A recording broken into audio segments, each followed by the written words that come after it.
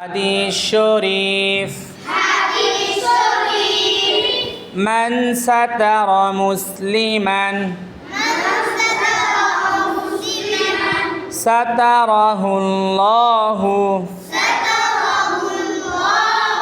ফিদ দুনিয়া ওয়াল আখিরাহ।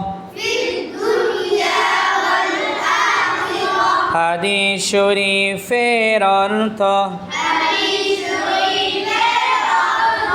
যেই ব্যক্তি কোন মুসলমানের দোষ গোপন রাখিবে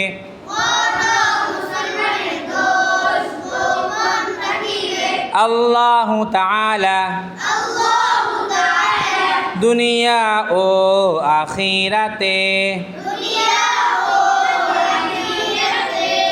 ওই ব্যক্তির দোষ গোপন রাখিবেন।